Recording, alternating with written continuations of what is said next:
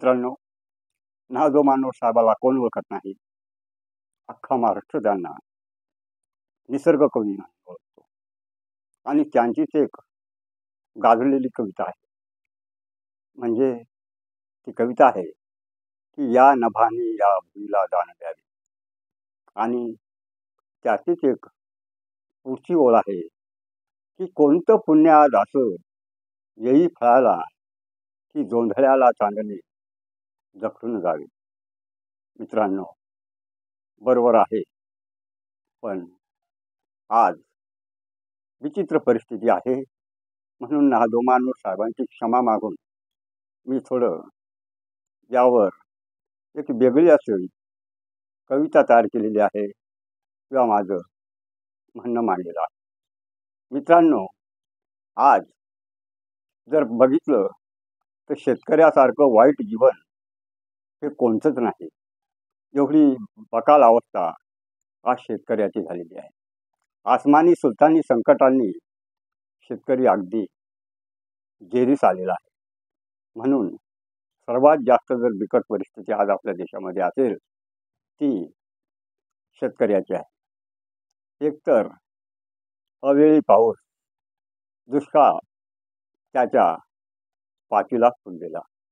एकतर खतामुठाचे भाव वाढले आणि इकडं शेतीचे भाव, पिकाचे भाव मात्र पडलेले आहेत. शेतमालाला भाव मिळत नाही आणि पाऊससुद्धा आता पहिल्यासारखा पडत नाही. जुना काळ होता, बरोबर आहे. पूर्वीच्या काळी पाऊस खूप पडायचा, तो धो बरसायचा आणि शेतकऱ्यांना बी बियाणं घरातलंच असल्यामुळं ते विकत आणायचे नाही.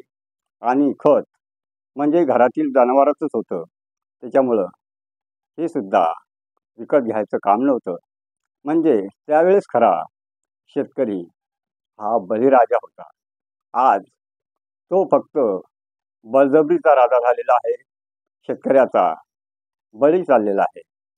कारण महानूर साहेब म्हटले होते की या नभाने या भुईला दान द्यावे आणि मातीतून चैतन्य घ्यावे. त्यांची क्षमा मागून असं मला वाटतं की या नभाने या भुईला कधी कधी दान द्यावे आणि या मातीतून कधी कधी चैतन्य गावे. ते म्हटले होते की कोणतं पुण्य आज येई फळाला की जोंधळ्याला चालणं जखडून जावे. पण आज मी म्हणेल की माझ्या बळीराजानं, शेतकऱ्यानं असं कोणतं पाप केलं की शेतकऱ्याने आज लिंबाच्या झाडाला लटकून जावे, लिंबाच्या झाडाला लटकून जावे. मित्रांनो, अत्यंत भावनिक व्हिडिओ आहे. शेतकऱ्याचं दुःख या व्हिडिओमधून मी मांडण्याचा प्रयत्न केलेला आहे आणि खरोखर ही सत्य परिस्थिती आहे. म्हणून हा व्हिडिओ जास्तीत जास्त ठिकाणी पाठवा. तुम्हाला आवडल्यास या माझ्या व्हिडिओला लाईक करा, दुसरीकडे शेअर करा. वाटल्यास तुमच्या काही प्रतिक्रिया असेल कमेंट करा आणि माझ्या चॅनलला सबस्क्राईब करा. धन्यवाद.